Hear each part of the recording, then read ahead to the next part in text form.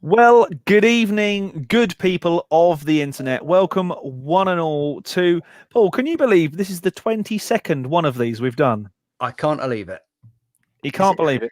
I Welcome cannot to our believe live that. Q&A, Studio Rats live Q&A. Have we got anyone with us? Not yet. Oh, there's one person, or is that just me? Hey! There I am. Oh, come on. The professional element has just totally Unbelievable. left. Unbelievable. Welcome, one and all. As and when you sign in, give us a shout out, say where you're from, and all that sort of stuff. But in the meantime, we will carry on regardless. How has your week been, good sir? Yeah, it's been good. It's been really good actually so far. What have you been up to? I've been doing videos for. I've been doing some videos for the Boss GT 1000 Core. That looks cool. It's amazing, and the Positive Grid Spark. So the Spark is the real deal. Yes, that's fine. Thank you, Michael. And the Spark. There, yeah. thanks for reminding me. That's what I was doing other videos on. But the Spark video yesterday, literally, I did it 10 times before I got it right. You know, like one of those days we do a video, Yes, and nothing goes right. I don't like those days. No, and then the last one was just like all smooth. Yep. So should we talk a bit about Spark then? Because I have a Spark update as well. Oh, do you? You got an Yeah. My Spark update is that if you ordered a Spark on either the it wasn't the Kickstarter, was it? Was it Kickstarter? No, it's been around for ages. There was an original deal, there wasn't there?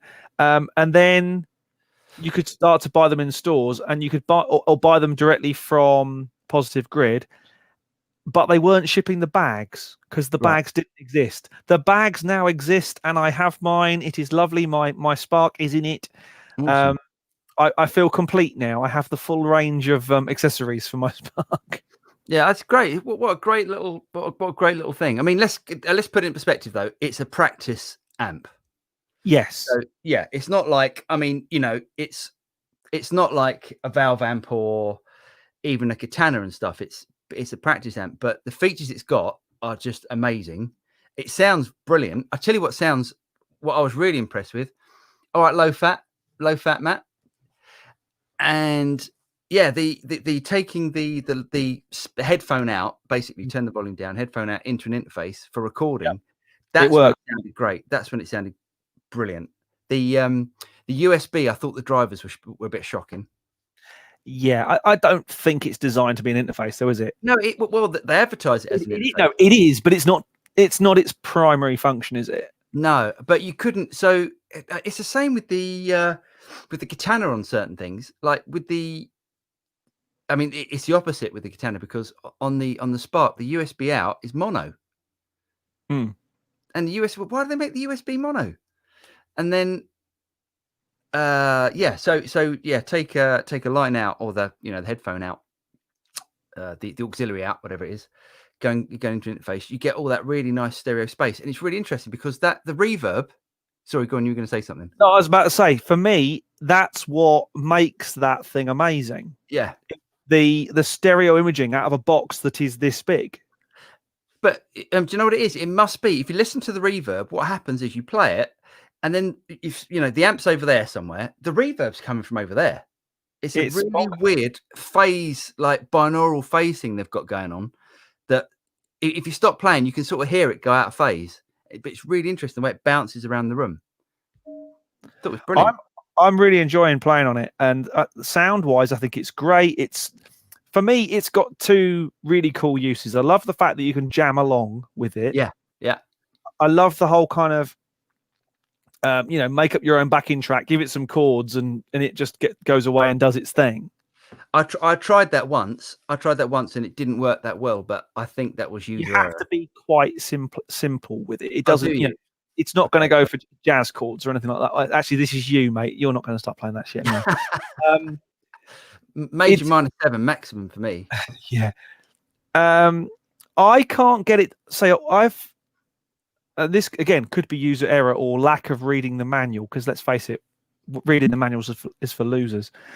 I can't get it to do that automatically create you a tone to play along with, load up a song by the Police, and it automatically loads you a tone that makes you sound like Andy Summers. Is it supposed to do that? It's certainly inferred in the marketing. Is it? Whether it actually is supposed to do that, or whether you're supposed to, search through the online community of, quite frankly, some of them not very good patches made by the masses.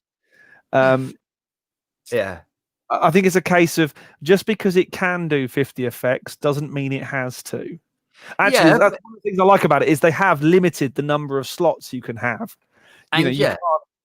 You can't load it up and load it up and load it up with a million different effects to turn it into mush. Yeah. All right, David. Good evening, David. Yeah, definitely.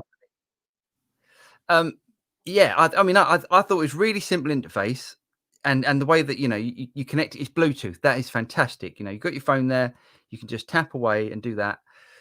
No reliance on a network or its own network or anything like that. Like the as good as the aux is, it's a bit of a pain in the ass to set it up. It is a pain. It is a pain. Yeah. Whereas this is just grab your phone and off you go. Yeah. No, I was really impressed with it. Or whatever. Yeah, I thought a couple of the amps were a bit.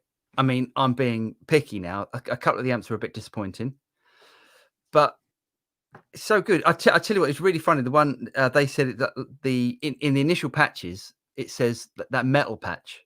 Mm-hmm. And of course, it's a boogie rectifier, isn't it? Yeah, of course they put a rectifier. I mean, it's not the 90s. I mean, it's the have some imagination. And then the amp underneath it is like a 5150 sort of style amp, and that sounds like a rectifier more than the rectifier does. But I thought it sounded really good. The only thing for me is, although it's 40 watts, the drivers they've put in, I would say, are probably at maxing out at about 25. Because if you give it 5-inch speakers, aren't they, or something? Yeah, but if you give it some serious volume from the backing track, it does start to out a little bit. Does it? But yeah, I mean, the backing track does. The actual guitar part doesn't. I think it can handle the guitar, because obviously guitar hasn't got the super low frequencies. I haven't tried bass on it yet, which apparently you can do. Yeah, apparently so. I'm looking forward to using it for rock schools. Yeah, because it's an instant, take my sound into the next room, rather than try and find an amp that's this big, like a Sun Mustang 10-watt awful thing. Shocking. That most schools seem to have. Yeah. Whereas something like that, it wasn't overly expensive, was it? I don't remember, but they're like a couple of £100. Yeah. Well, anything, it could be the talking online. When you think it could be the speaker in your kitchen for your radio in the morning with your phone, that's where I think it really shines. In your man cave, or your second living room, or your kitchen, where it's being your stereo as well as being something to plug guitar and noodle to. Yeah, a bit like what was the Line 6 thing? The Amplify. I had one of them. It wasn't. Yeah, it wasn't great. It wasn't great. No. A few people I know had them and made them sound really good, but that was mainly because they were amazing guitar players, not because those amps were really good. Yeah, but again, I like the idea of it. It was too big. It was too big, and it was a plastic box. Jen said they want it to look like a guitar amp that looks like furniture, and it doesn't look like either. But don't you think the Spark is wife friendly? Yeah, I think it is. It's wife friendly size. Well, and it looks nice. It looks nice. You could have it in your lounge, and it's use it as your speaker, whatever. And then I think it's great. The WAF factor. The WAF factor, yeah, absolutely. Wife approval factor. Oh, so it is. Yeah, apparently. Yeah, it's good. And that and the hold on, let me grab it. Oh, the video today. Oh, put it on a pedal board. Oh, the GT 1000 Core is probably one of the best things. Well, it's the best thing I've tried this year. I think it's the best thing. It's the best thing you've tried until the thing I've ordered arrives. Well, I think that's what we're gonna have a battle over. Yeah, I think we are. I don't think this thing is beatable. I think it's amazing.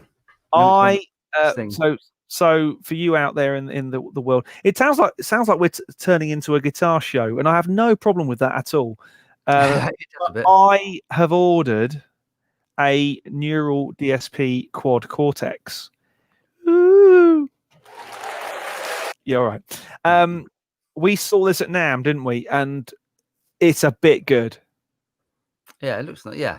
Let's hope, yeah. I mean, I thought at NAMM it needed some improvements. But I think that's why it's taken them 8-9 months to get there. Definitely. I think tone-wise at NAMM, it sounded incredible. It was a bit, there was a lag, wasn't there? There was a real. So But I've taken a. I can't get past that. I cannot get past that, but because if I feel that the tone's irrelevant, I mean, the tone would be even if it was a great sound, it wouldn't sound good because Yes, it's not exact. It's so. But I don't think anyone can bring a product out that's that sort of price point and it be wrong. No. Because if they do, it's suicide. But who are they competing with? I guess they're competing with Axe FX, Head Rush. But no, it's not. It's not. It's more than. I mean, Head Rush is like 600 quid, isn't it? It's not. That's not. No, the top of the range Head Rush is over $1,000. Is it? Yeah. For that old technology, wow. Well, it's old technology, but they have pushed it on quite a lot. They've done quite a lot with it. But the thing that I really liked about this is it looks quite straightforward. It hasn't got that scare factor that a lot of the Roland or Boss stuff had. Roland keyboards of old were menu diving territory. You know, you had a million different buttons. Whereas this looks quite straightforward. It's all kind of, and the thing I really like is that the pedals, if you like, on it are actually the pots as well. I think that's a really nice touch. That is really clever, and that saves on space as well. And you get more pedals because you need the controls. That's brilliant. Yeah, yeah, I really like that. And I think when it arrives, I mean, it's not a cheap thing. So community out there, I've taken one for the team. I think it'll be interesting to see how they hold up with stamping on, and then because, in a gig situation when you're all a little bit excited. Well, and also when there's beer flying around. That's the thing, isn't it? But hey, you know, we yet to see it. I put my deposit down for one last week through Guitar in the UK, and hopefully that means it will be arriving soon. They've now put. I was on a waiting list for the deposit. They've now put a general kind of announcement out that anyone can put their name down for one. I think it was to make me feel special. I'm not sure. but you've got no date on when it's coming. No. They've said at the moment it is a refundable deposit as well, so I can back down, which means they probably haven't got any confirmed date for it yet. But I think it's one of those. It's worth being at least in the queue, maybe not necessarily front of the queue, but I think there's some interesting stuff going to come off that. And to be honest, my 11 rack is brilliant and I love it, but it's only got so many amps. It's only got so many tones. They are brilliant. Don't get me wrong. I love this box, but you know, it's 10 years old now and I'm wondering what its longevity is going to be. So investing in another platform, it's probably not a bad idea. Yeah. Be interesting to see. Yeah, try that. Any questions? Yeah, give us some questions. Think of some questions. If not, we're going to talk about new gear and exciting things. Well, you might as well talk about that while we're waiting. What exciting things?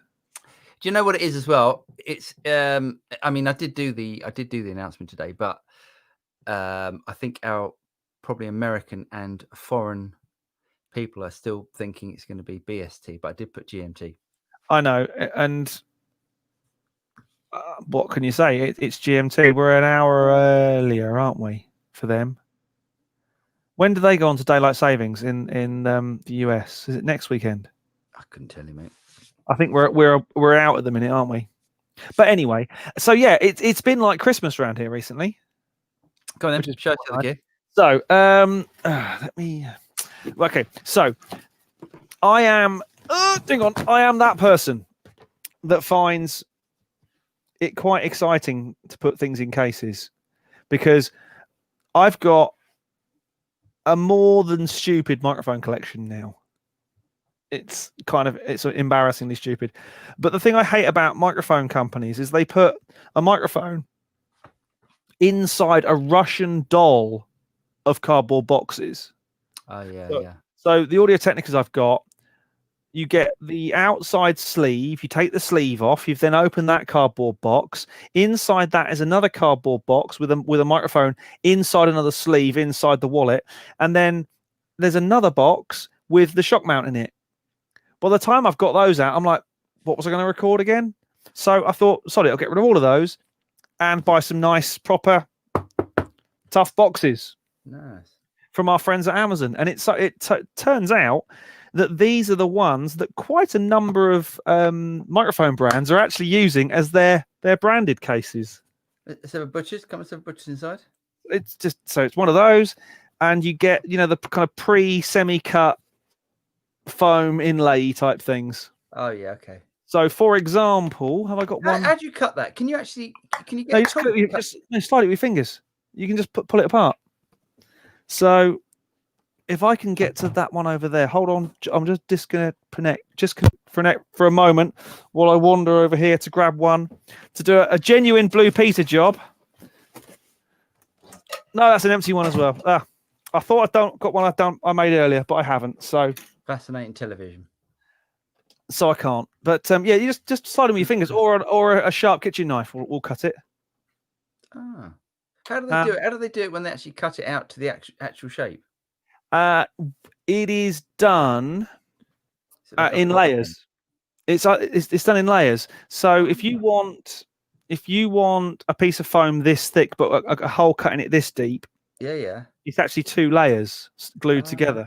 Okay. It's not. They don't dig it out and try and make a flat bottom. It's all nicely layered up and glued together. Paul says pick and pull. Pick and pull, indeed. It's the right phrase. It's cut into serrated cubes. That's exactly it. Red Rover. But they're 50 quid or 45 something on Amazon. And I think I've got about 12 of them now, which is a ridiculous amount to spend on cases. But I'm a great believer in the 20% rule. Right. What's the 20% rule? If you have a microphone that's 1,000 quid, you should have at least 20% invested in its case and the stand you put it on. Right. Because if you put a microphone in a cardboard box and it gets left out in the rain, Amazon, then you deserve everything that's going to happen to that microphone and exactly how it's going to sound after being left out in the rain, like the cake. And likewise, a cheap stand. Don't do it. Don't put good mics on cheap stands. It will come back to haunt you in the form of microphones in pieces. I've seen it happen all too often. It's not nice. Nasty. You talked about that on the Production Expert podcast. You see, this is what we do. We actually we do a shout out for them, don't we? We do. Do they do a shout out for us, James? No, they don't. No, they don't. They even remove something from their show, don't they? They do, don't they? Pathetic.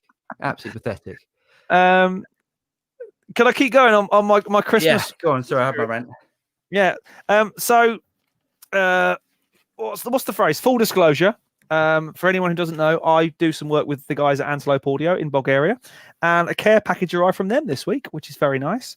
I have their new Zentor Synergy Core, which is their kind of 4-channel. In fact, it is, what is it? It's hang on.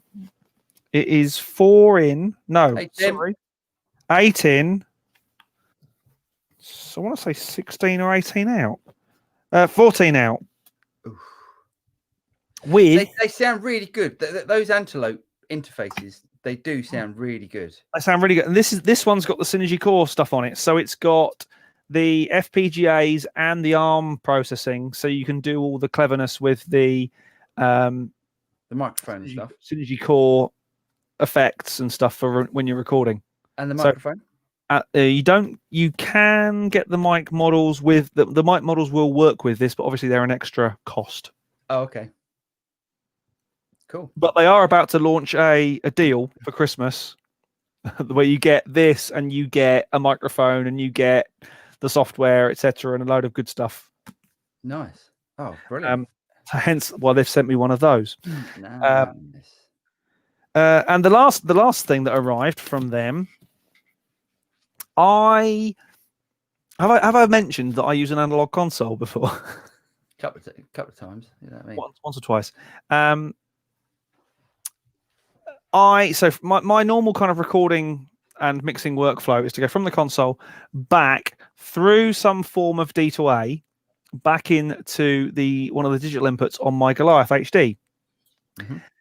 And that's great because I've been using an RME ADI2 Pro A to D converter, which sounds amazing. It does some other cool things as well.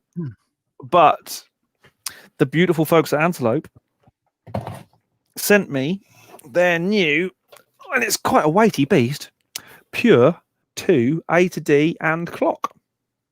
Nice one. You've got your Geiger counter. Yes, I think it's got a uridium clock in it. Sounds dangerous. That does. It's a radioactive isotope, which is another. Don't put it in that, mate. You never have kids again. Come on.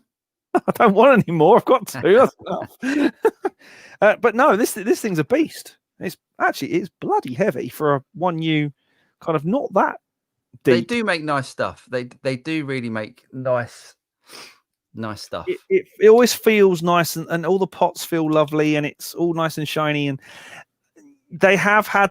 I'm not going to defend where defense is over.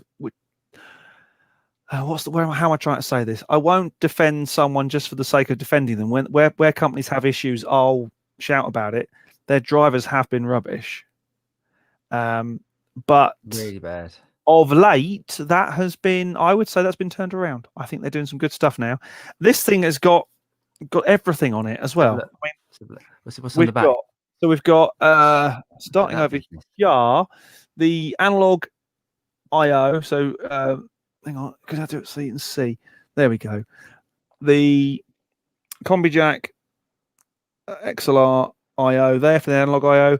Enough word clock to sync a battleship. Digital I/O, AES, SPDIF, Toslink, lots and lots of I/O, kind of mastering grade A to D type stuff, which is nice. So I plumb that in to my Antelope rack of loveliness. Yeah, it'd be interesting. The whole clocking thing's quite debatable, isn't it? So it'd be interesting to see if you go, well, that makes everything sound better, or if it just. And because I've been in a situation before where someone was swearing blind that it was better, and I was listening to it going. I know what you mean. The clocking argument is definitely a. Do you know what I think it is? I think it's one of those things, and I know probably. I don't actually think it makes a difference. I do not think you can have a hit record if you have a particular clock. That is absolute bullshit. So, but. It's one of those things that people. So I'm going to get off my. I always end up like getting irate on these things, but it's people that go out and they go and spend $4,000 on this clock. I mean, how much does a top end clock cost? Probably an Antelope M10, which is the Isochronous M10. Or I'm probably mixing up my brand names, but I think they're about 6-ish. Okay, so it's a person that goes out and spends $6,000 on a clock. They get it back to their studio. You're going to convince yourself it sounds better because you spent $6,000 on it. See, now this is where I think there's a certain amount of debate, and depends on how you use a clock. All right. If you're using a clock as the master source for all your digital gear. Yeah. So if you've got many different digital devices where there is some level of A to D, D to A conversion in them, having it all clocked to a central source rather than daisy chaining the clock from one thing to another and just using the clock on your interface, I think having a central dedicated clock is going to be a good thing. Okay. Because we just lost all our audience. I know we did. I'm sorry. But I do, because that way everything's being clocked to one thing rather than it just hopping from the clock source from one thing to the next thing to the next thing. Okay. Whereas that to me makes sense. Just saying I'm going to hook this £10,000 clock up to an interface to make the interface sound better, to me doesn't work. Yeah, interesting. But Should we I have ask a a question? simple kit. Yes, we have Yeah. questions. We have a question. Red Rover, the effing game cat says, so how long did it take to get the spark? It seems like a super cool little lamp. I'm concerned about delivery time. A couple of weeks for me. I think it was less than that for me. 10 days? Yeah, 10 days, something like that. 10 days, 2 weeks. I know enough people who've got them now that quite a good community is starting to build up online. There are Facebook groups for it. Paul's got his head around it. I need to just find some time to actually make some videos for it because I think it's a very cool little box. Brilliant little thing, yeah. No, yeah, it's well worth it. I mean, don't think of it as it's going to be, you can go and sell all your amps and stuff. It's not that sort of thing. It's like have it in your living room, plug it in. You're going to practice more, which is always a good thing. You're going to play more, always a good thing. And I think it's going to take certain people out of their comfort zones by being able to use, the backing tracks and that sort of stuff. I think, and it sounds fantastic. It sounds fantastic. Does it sound as good as a valve amp? Definitely not. No, but it's not the same price as a valve amp, is it? Exactly. It's not It's that not sort of even thing. close. It's not No. much more than a half decent Synergy module. No, it's not. No, mate, it's cheaper than It's cheaper than a Synergy module. Way So, way cheaper. Hi JSF. I think it's a great piece of kit. Do you know what? It's funny you're saying about practicing more. I've done a couple of different videos where I've needed to play guitar recently, and because I am playing more because of having a katana and having the spark and just and getting into the synergy stuff, I am playing so much more. I've got my calluses back, but B, I'm going for stuff that I used to play and going, oh, I could do that again. Practice is amazing. Yeah, we should, and I should say, I think I didn't big it up enough. I definitely think you can record with it. I definitely think it's recordable. I think you can put a mic in front of it, no problem. I haven't done that. Do you think that would sound? I think that would sound all right. I think if you put a stereo mic in front of it, you'd get some of the effect. You should try that. You should try that. Try that. It'd be interesting. They're out at the minute. So Red Rover, the effing game cat again says, I have an artist looking for a little practice amp, bought a Katana Mini, but it isn't quite enough. Yeah, I haven't tried the Katana Mini, so I can't comment on that. But someone said the Katana Air is basically the Spark is like a Katana Air. The Katana Air is slightly different. The Katana Air is wireless, isn't it? It comes with that little wireless adapter. Yeah, there's got to be latency in that. What? Is there latency in? I mean, there's always latency, but like wireless units and stuff. Is there much latency in that? Yeah, I think a lot of the new stuff is done over Wi-Fi, and it's not great. It's done over Wi-Fi. Yeah, it's not Wi-Fi protocol, but it's Wi-Fi frequencies. Oh wow. It's like I've got a Shure microphone system that's basically is it 2 gigahertz? I think it could be 2 gigahertz. Rings a bell as the frequencies range they use, and they're rubbish. They've got the range of about 25 feet, which for a radio mic's pretty pointless. Yeah. All right. Yeah. I mean that's fine if you've got one of those little Katana Air things, and you're in your living room. But I'm really impressed with Spark. I'm really impressed with it. Really good. It's well worth it for the money. If it was 500 quid, I'd be like, it's too expensive. But it isn't. But it's not. It's 200. It's like 200 quid. Yeah. It's a bar. Yeah, I think it was 230 quid with the bag. I think when I got it, including delivery. Yeah. Something like that. Yeah. Really. And it arrived. The thing I'll say about it is the packaging was really good. The way it arrived, it was all nice and solid and. Yeah. It's really good. Speaking of packaging, my Rev went this week. You sold it? Yeah. You sold the Rev? Sold the Rev. How much did you get for it? 790 quid. That's all right, isn't it? Yes. That's a great little lamp. That is great little lamp. But I prefer the Synergy. I really do. I prefer the clean channel on the Synergy over the clean channel of the Rev. But the Rev's giggable. Yeah.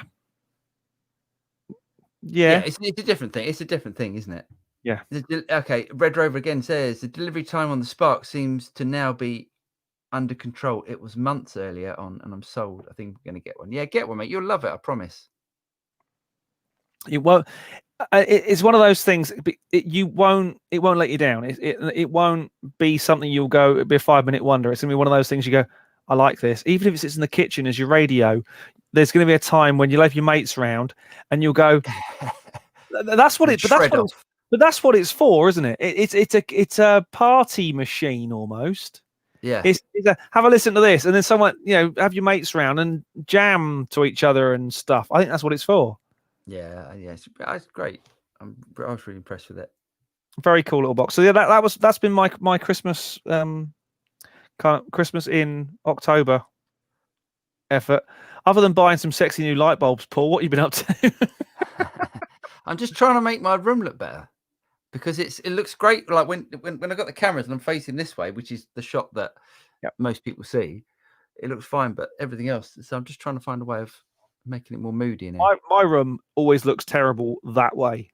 I mean, it doesn't look much better that way, but it does look better because the desk. And I have tidied up, believe it or not.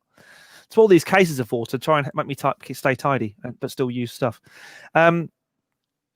Questions, folks. We need some questions.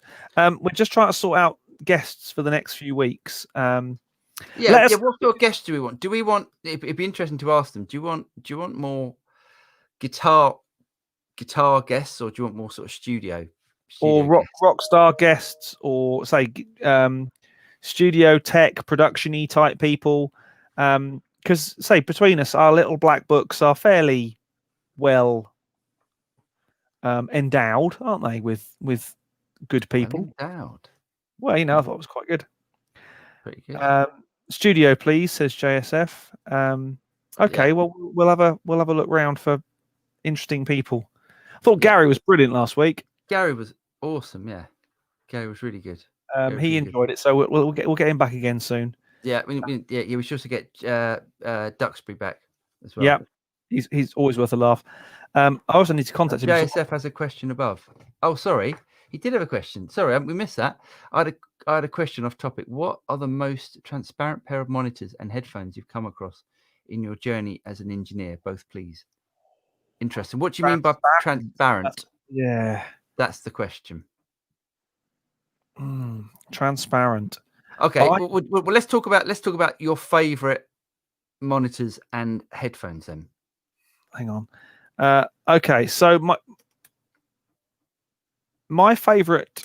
Oh, it's so difficult. The monitors I'm using are Focal Twin 6Bs with the sub, and I love them. And I've told this story probably several times. The reason I'm using them is because when I used to work for Avid, doing all the kind of music shop demos and staff training, things like that, at the time I had this god-awful pair of, no, that's not fair, they weren't god-awful, they were branded as DigiDesign. I remember them. But they eventually, no, it wasn't the PMCs that were branded Digi. I didn't have a pair of those. Oh no, I'm talking about the M Audio ones. Yeah, I had a pair of they looked like a teardrop on the front. Yeah. They were I had the pre-release version branded as DigiDesign, but they eventually got listed as M Audio. So hold on, did PMC do some DigiDesign monitors? Yes. Oh wow! I bet they're They didn't do very well. The only people who bought them, I think, were Avid for their demo suites. But M Audio did these. They were all right. They were a step up from my original. God, I can't remember what I had. I think I had a pair of. I do know what I had. My first monitors were a pair of Soundcraft Absolute 4Ps, the Soundcraft powered monitors. I had the Absolute 2s. Yes, the Absolute 2s. The ones with the blue. Were they blue? Yeah. The Absolute 4s were green. They were my first decent monitors. Wow.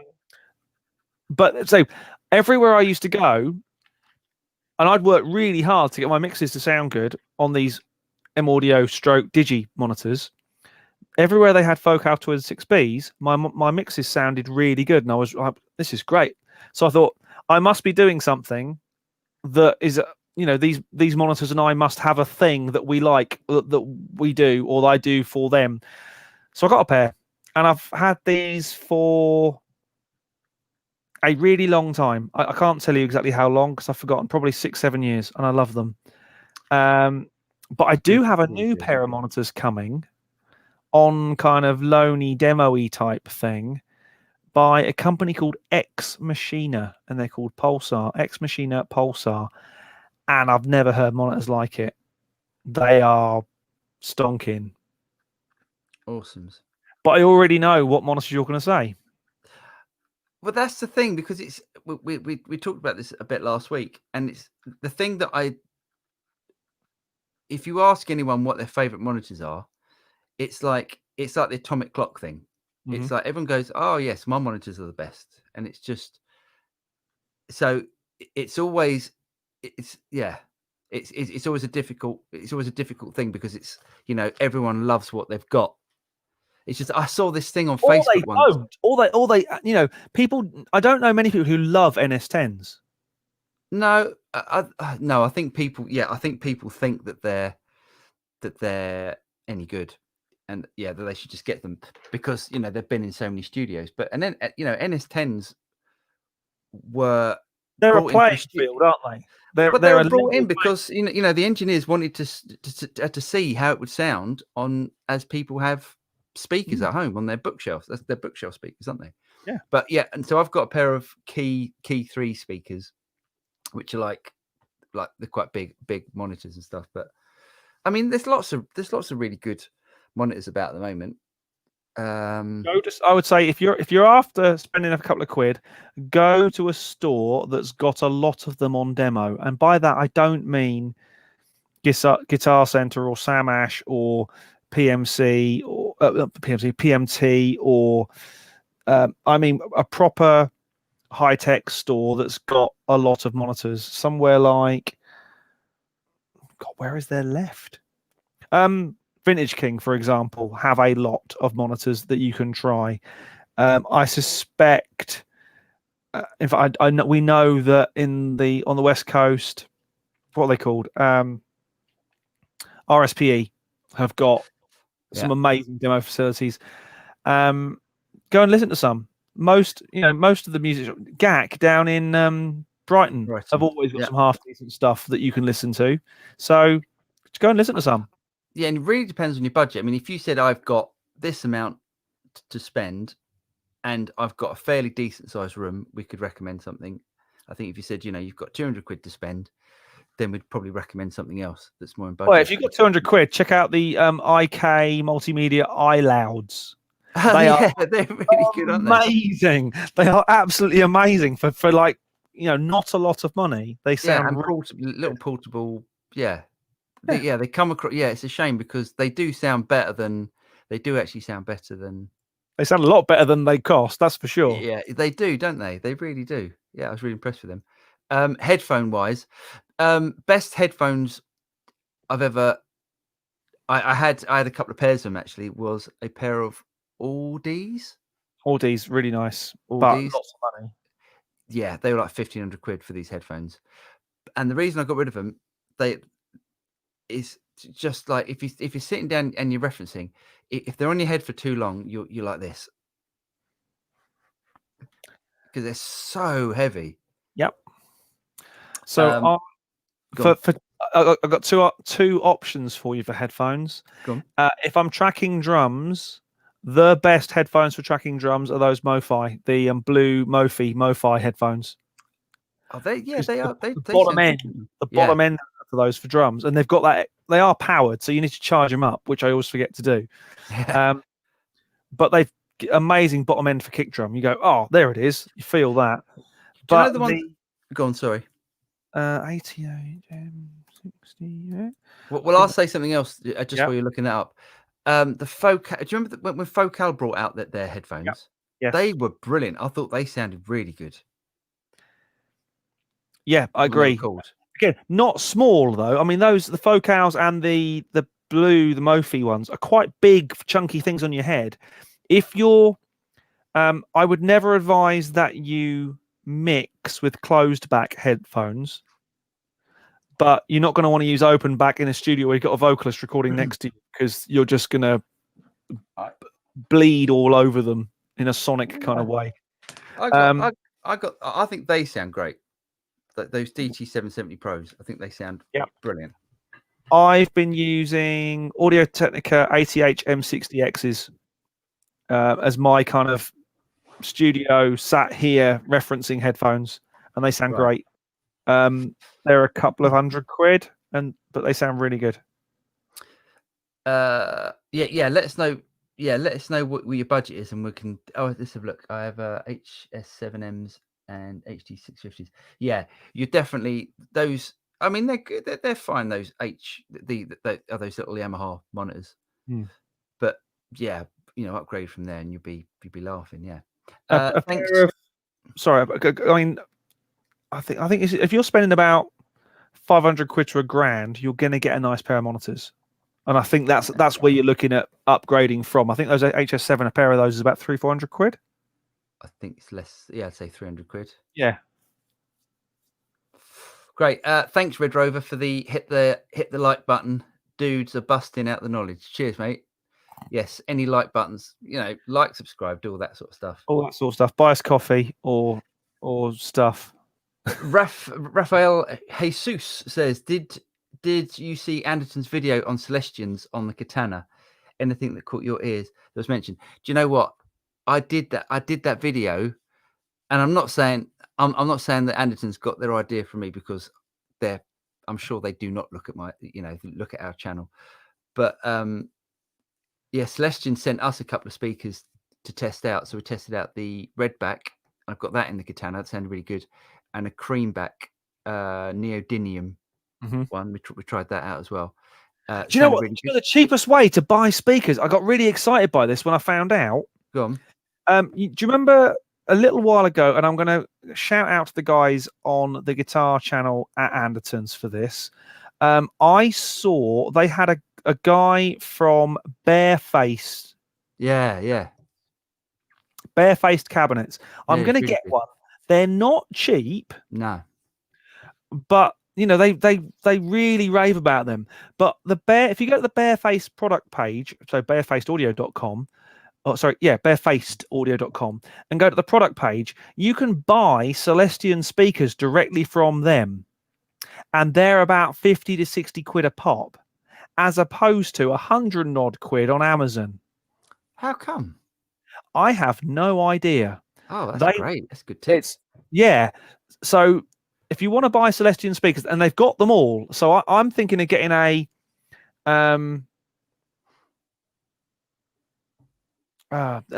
brain Redback, Creamback, Redback, a Redback. If I get a one of their cabinets, I'll get the Redback in it. That way, then nice. I've got Redbacks, vintage 30s, and Creambacks across, and whatever those Eminence ones that are in the Yamaha cabs we've got. Yeah, nice. That's quite a nice selection of guitar cabbage. Yeah, I think. What was the other? Anderton's are great, aren't they? And I didn't see all of it, because I think it was like an hour long where they were just going through all of them. But it was really interesting. Oh, was it? Did you see it? Did you see the whole thing? I did. Yeah, it was very interesting. Certainly, and it actually turns out that my wife cuts the hair of one of the mums whose son started the company. So his mum's aunt is granddad. No, so basically, it's one of the founders' mums. So I've got his business card. She basically said, "Oh yeah, my son started a speak," and Jen phoned me and said, "Have you heard of Barefaced speakers?" I went, "Damn right, I have." So I've got his card. So him, not Anderton. Sorry. No. Barefaced. Hey, Franco's in the room. Franco is in the house. Okay, should we go through? Should we do the? Really appreciate that. Okay. Sorry. Okay. Low Fat Matt says, using the Katana 100 at band rehearsals with a standalone pedal board, using a clean channel, which sounds great, but certain overdrive pedals get a bit fizzy. thinking I should delve into the Global EQ. Yeah, definitely. If Yeah. you find things a bit fizzy, also have a look at the cabinet resonance, which is a little control. Which one have you got? You've got the 100. Probably soft. I think you can change that in the software. I don't think it's on the front. No, but the 100 has got the 100 watt has got the switch on top, hasn't it? No, mine hasn't got the switch. No. Ah, mine has. Yeah. And the artist has as well, I think. And the Tuba 12 has, which is interesting. Yeah. Oh well, there you go. Franco, do you isolate your monitor speakers? How? I used to have. Actually, I still got them. I've got a set of China cones, but don't use them anymore. I have got a set of DMSDs. What are they? They look like pucks. two pucks with some aerospace rubber between them, and they look great. And I think they sound good. I think they sound better. Do they really? See, again, I didn't actually know if it was. There's a lot of snake oil type. There's a lot of snake oil about. There. I had some of the the big plastic ones, the big black plastic kind of frame things that. Oh yeah. Not advanced acoustics. I can't think. Yeah. I know the thing you mean. A pair of those. They were good, but these are, I think, better. But they're $500 a set, so you'd want them to be. There's a certain amount of. I've just paid £500 for these. I didn't. I'd want them to sound better. Yeah. Again, it's that sort of thing, isn't it? But hey, if that's how you think you're sounding better, if you play the mental mind games to make yourself sound better, does it matter? If you can afford it, don't put yourself in hock for any of these things. But if there's a reason Paul buys more guitars than he probably should. He doesn't need any more guitars. He likes guitars. Yeah, and don't you think? That's all right. Don't you think as well that I think if you've got if your speakers are on a desk and your desk it's not 100% solid, so you've got things rattling. Yes, it's going to make a difference. I think the fact that the bass transmission is lost into the stand or into the meter bridge or the desk or the woodwork, I think you're losing something there. There is a certain amount of scientific science in that the isolation is a good thing. Do you hear it in a non-perfect room like there's such a thing? Who knows? I think if get some China cones. If it's on your desk, get some China cones, because I thought they're not too expensive, are they? What are they, James? 60 quid or something a set? I think China cones are a bit more than that, but not. I think they're about 200 or so. Are they? Yeah, I think so. China cones aren't cheap. Wow, I'll sell mine then. The DMSDs are definitely not cheap, but I think they sound good. I think they improve things. Caveat, I think.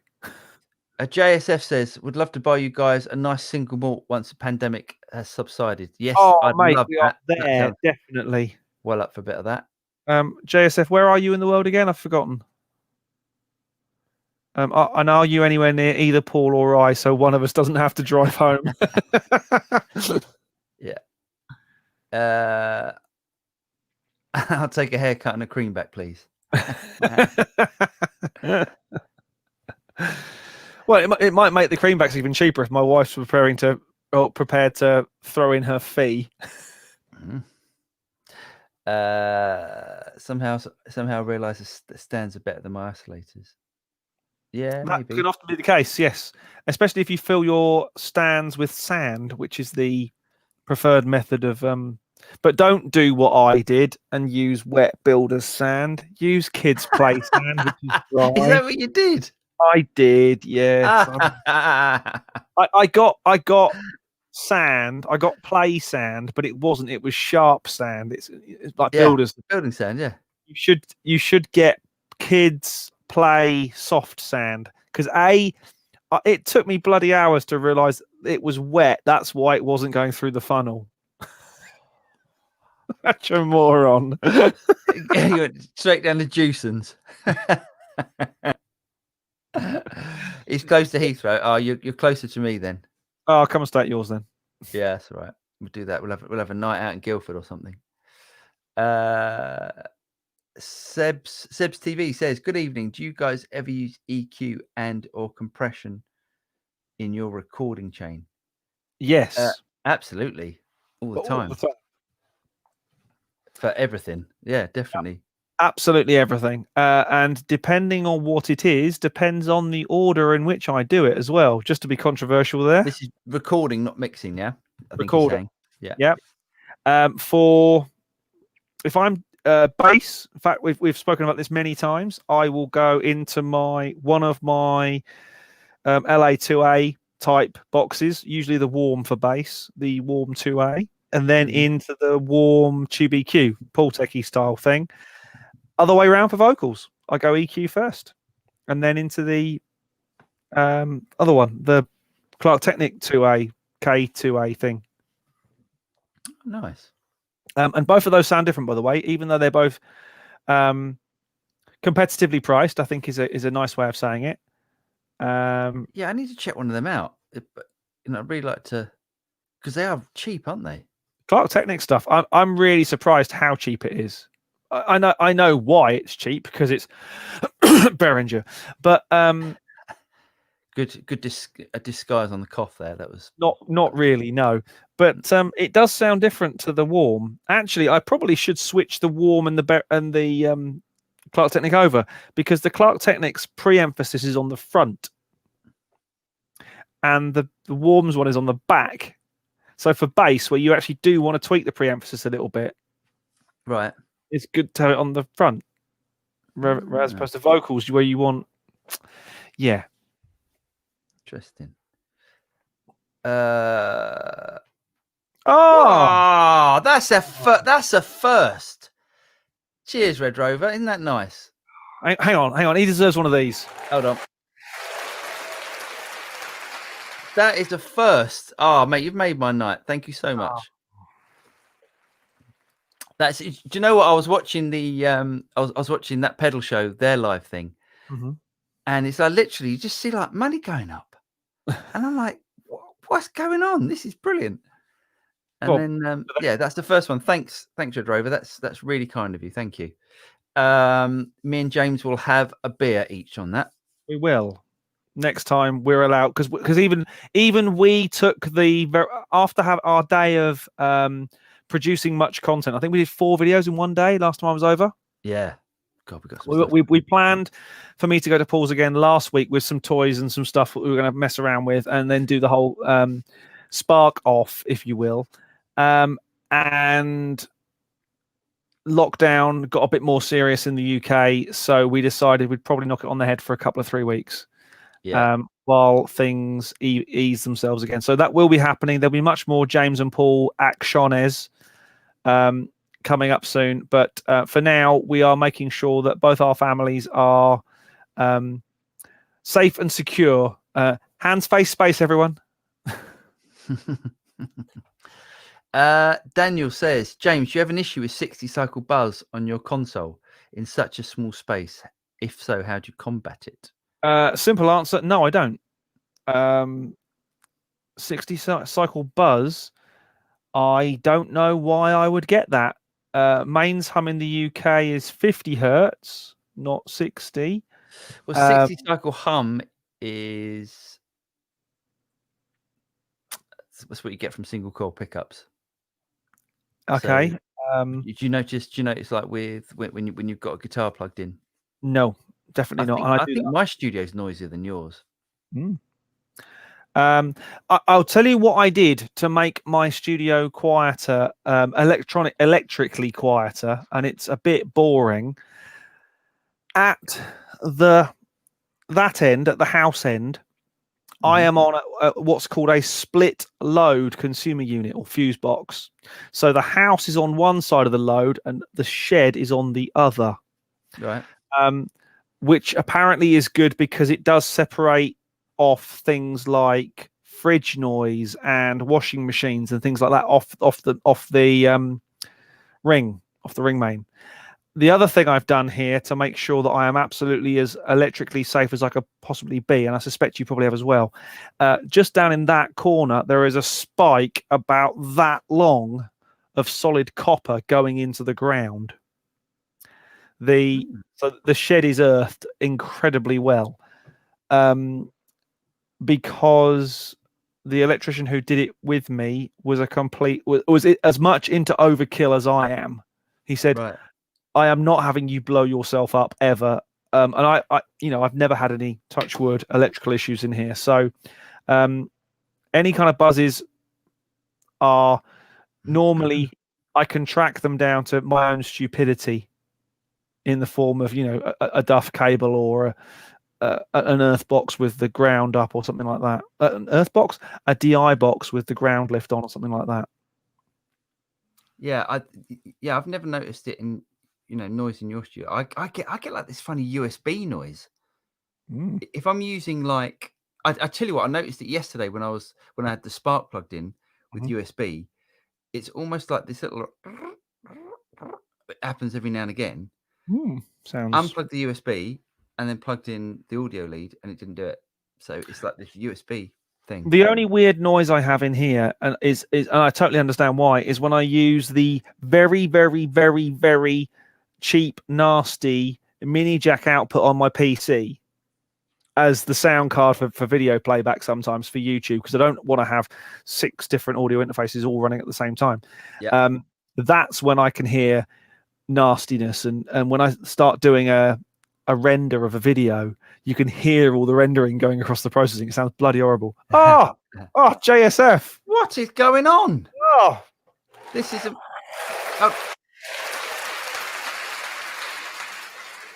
Thanks, JSF. That's very kind. Wow. What a day. God, we're definitely not going to have guests anymore. This is going to happen. I can eat. You certainly can. Cheers, JSF. That's very kind of you. Thank you so much.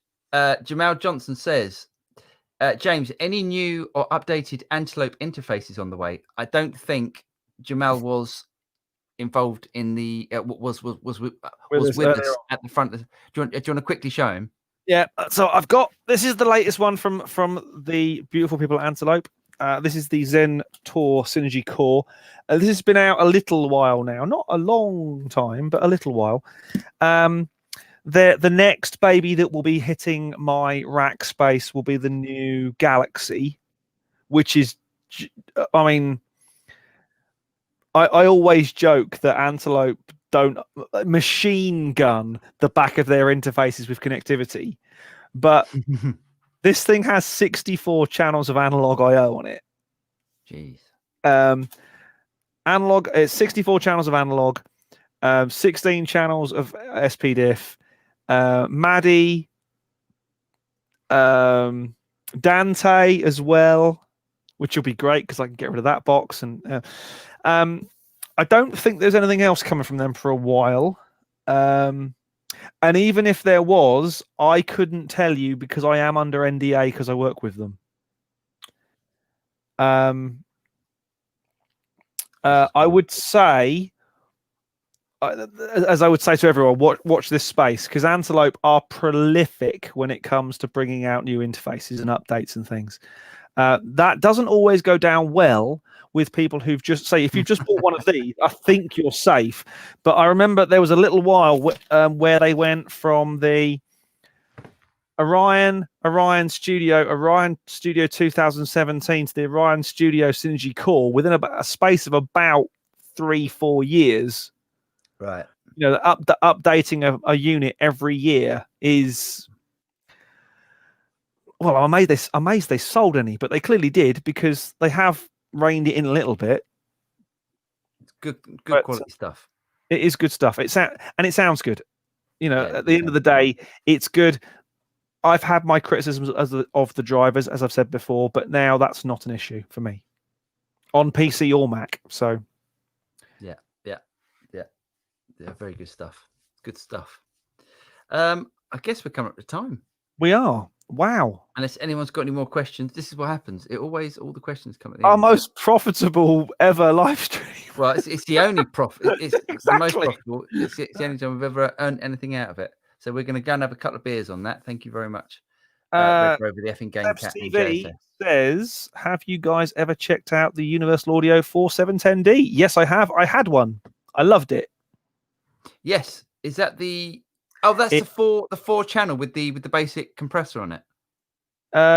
It had a basic compressor, but it also each channel was a 710, which had the solid state valve He's broken variable. Up. Have I broken up? Yeah, you just broke up. So each channel was a 710, and then you stopped. Each channel had a 710, and you could, but it also had a solid state and a valve side to it, so you could variably use solid state versus valve. I liked it a lot, but the attack time, or what's known as the slew rate on the input stage, is so slow it didn't sound good for drums. So I sold it because I wasn't at the time. Most of what I do is recording drums, so I sold it. But yeah, it's great. I actually had the original one, the Twinfinity, as well, the single channel, which was really good. And then I had 5 channels of that for a while. It sounds great. It's a very usable thing. I liked both. I liked the blend facility. I think it's a bit of a gimmick, a little bit, because you're never quite sure how much the solid state and the valve are so different sounding. To be able to blend. Well, I thought they sounded quite different, but you'd hope they would, wouldn't you? Yeah. You put a valve in a circuit, you hope it's going to warm up a little bit. But yeah, it's a great unit. If you can get hold of one, either second hand or a new one, they're still making them, I think. So yeah. Universal Audio's gear is fantastic. It's solid. It doesn't break. It's good. I liked it. Yeah, I highly recommend UA stuff. Really good. Any more questions? Paul says, well done, guys. So pleased for you. Thanks for the entertaining and informative show. It's a pleasure, Paul. We do our best from time to time. My best buy this year was the SSL Fusion. Nice. Agreed. Totally agreed. I had that thing's awesome. I had the first one in the UK for review when I was with Production Expert, and I loved it. And I said, I want to keep it. They said, you can't have it because that's the only one. That is the press one. And I haven't been able to get hold of them since. They're one of those things. It totally caught them off guard. I think they had about 500 made and brought into the UK, and they were sold on pre-order. So really good sounding, really good unit, and yeah, very, very, very usable sounding mastering color type box. Yeah, that was good. That was something that they did. That you're right. It didn't have any bad sound in it, did it? It wasn't. I think, like most things, if you push everything to 10, yeah, you're pushing the boundaries of what it's supposed to be doing. But tweak it a little bit. The EQ I really liked because it boosted differently to how it cut. Right. It wasn't just it wasn't fixed frequencies. It when you went into cut, it cut different frequencies to those it boosted. It was really nice. Yeah, it's like the Shep's Omni channel in that way. It does different stuff. Or the Shep's, what's it called? His first plugin for waves that just did magical things when you turned it up. Really cool. Parallel particles had a really cool interface as well. Yes. Yeah, it's hard to sound bad. Definitely. Are you guys on Instagram? Yes, we are on Instagram. Although we're not very good at social media, are we? No, it's hard enough doing YouTube videos and stuff. Do you know what I mean? Getting them out. I know. Yeah, Facebook. Yeah. Yeah. We should get on that. We should. Yeah, it's so hard. It's so hard when you do a video because a video takes so long to do, and then you post it, and then you put it on Facebook. I think the problem with Instagram, because the videos have to be so short, you then have to edit the video for Instagram and Square as well. Yeah, it's a different format, and it's just like yeah, it's a right pain in the posterior. Yeah. Ray Fu makes an interesting point. He said best bang for the buck was the Orion, or is the Orion Rev 2017, when they released all the AFX plugins for free. That was one of Antelope's biggest marketing faux pas. I bet that upset a few people. They originally released all the plugins with the interface for free, and didn't say at any point, no, we are going to charge for these. And then in the next release, you only got about 6 plugins, and the rest were like not expensive, like 50, $60 a pop. Well, they took them away from you. Yeah, they didn't take them away from you if you had the interface. But if you then went from a Rev 2017 to a Synergy Core, which was the next update, you didn't get as many plugins. Yeah. They've done a few blunders like that, and I can say it out loud because I've said it to them. There's been a few interesting marketing blunders that Antelope have made. I mean, they're big enough to admit they've made some mistakes. They're marketing over the Goliath Gen 3 was hilarious. That all the caveats they put in there to get you the HDX connectivity was just ridiculous. But hey, we move on. But I agree, Ray. Yes, that was the time to buy. I predict your channel will have 100,000 subs in no time. Yes, thanks, please. Mate. We're getting close to 10, which is no mean feat. No, 10 will be nice. Let's push for 10 by Christmas. That'll be nice. The way it's going, it's going to be before then. But hopefully. Let's push for 100 by Christmas.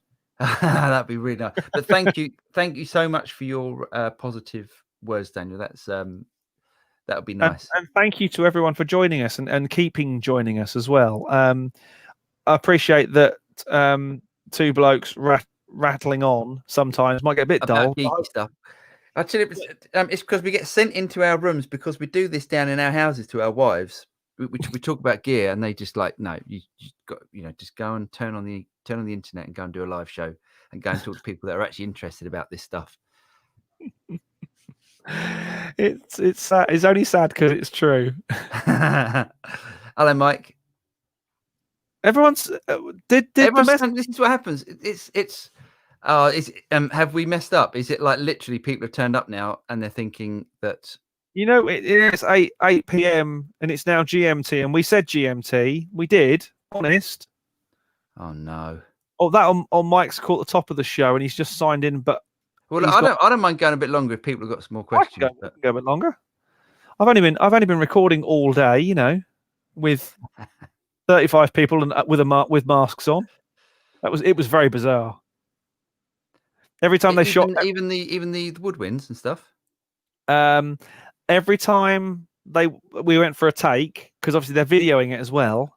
Everyone took their masks off, put them in their pocket, played. As soon as we finished the take, and we all sort of said clear, masks back on. It was very bizarre.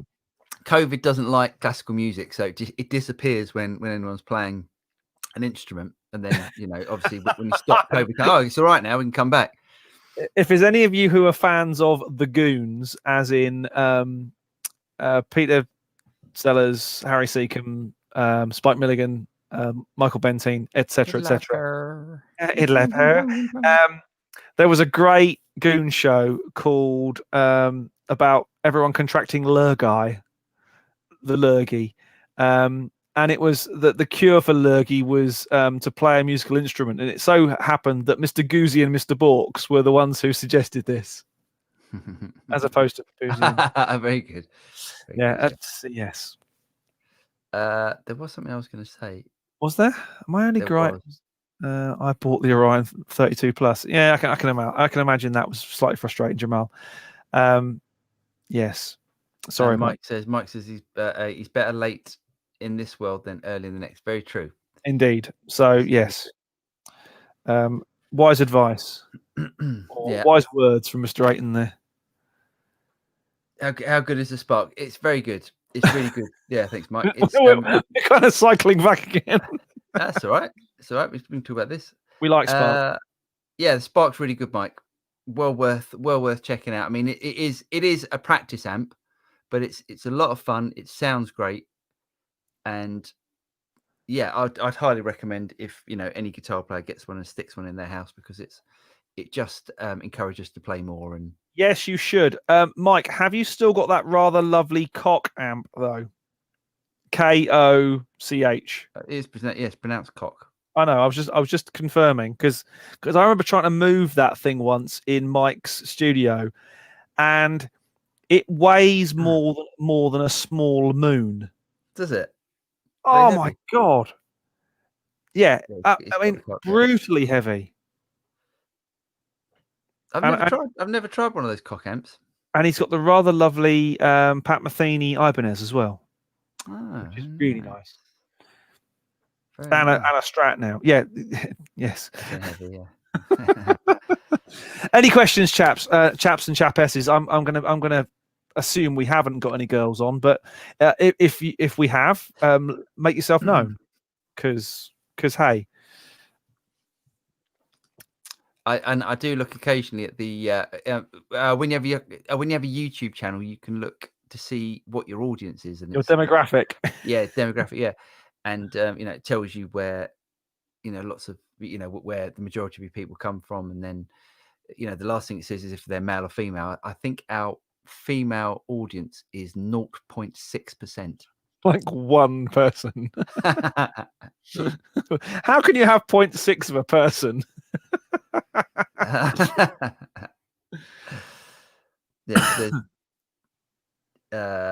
He's from Yorkshire. Awesome. Oh, sorry to pile another question. That's all right, mate.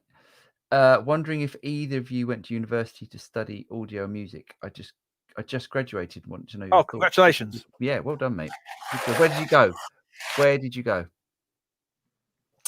James, go on, you go first. I did go to university. I went to what was then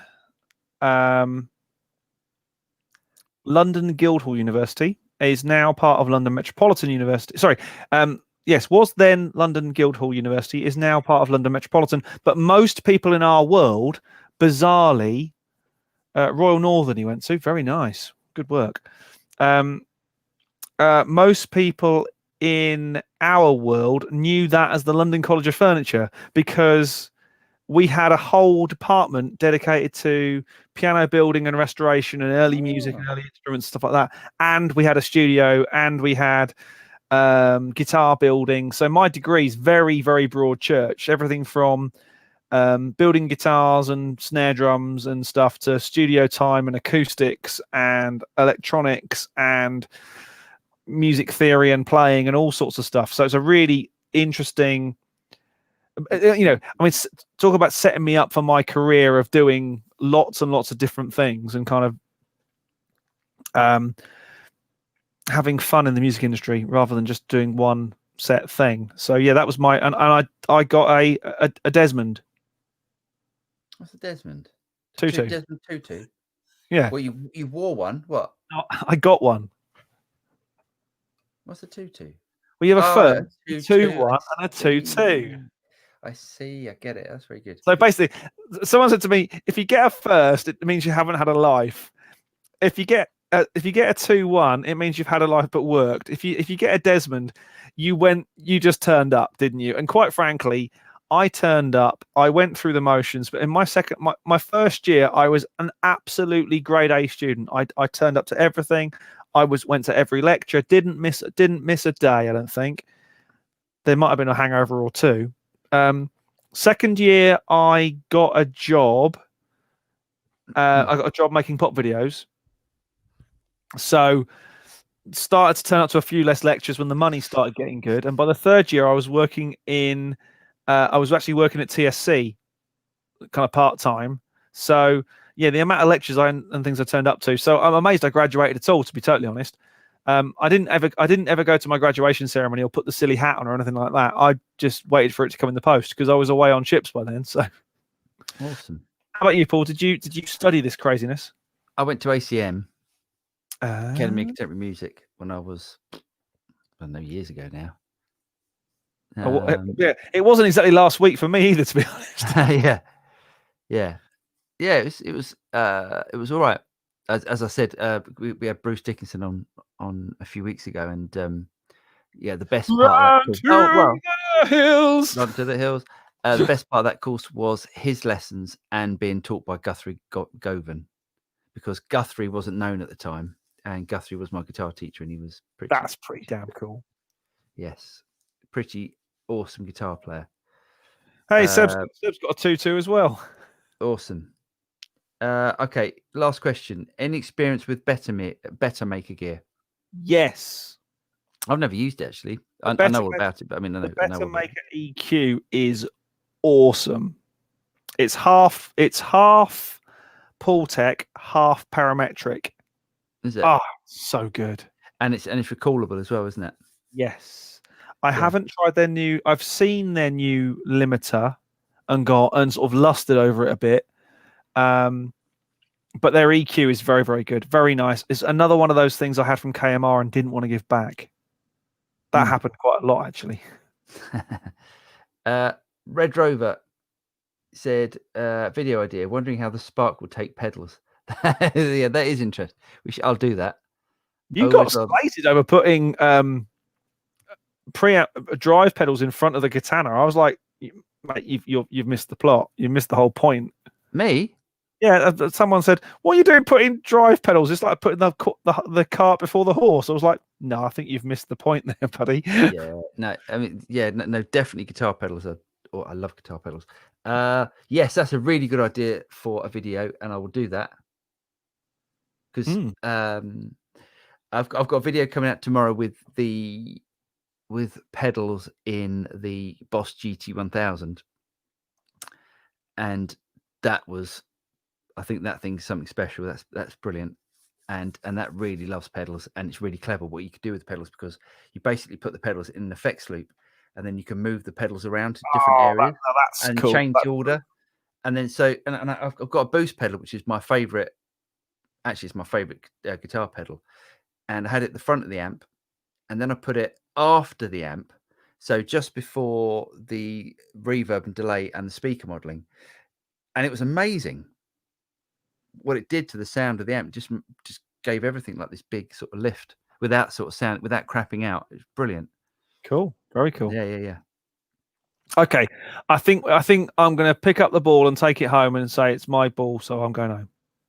It didn't come out quite as I expected it to, but yes. I know what you mean. Let's pull up stumps and head for home, because I'm pretty sure there's a beer in the fridge. Oh, nice. Yes. It's been a pleasure as always, matey, spending time with you. Yes, and likewise. And all of you guys and girl out there, because there's a 0.6% of a girl. There's 0.6 of a girl out there somewhere. We will see, guys, for the we need to say thank you again to JSF and Red Rover, the effing Game Cat, for your generosity. I'm really touched by that. Thank you. Next week we will be. Oh, and a shout out to sorry, mate, and a shout out to our other members, the Studio Rack members, YouTube members, like Mike Aiton as well. Thanks, Mike. I need to get some other sounds on this, because that one round of applause is going to get very dull.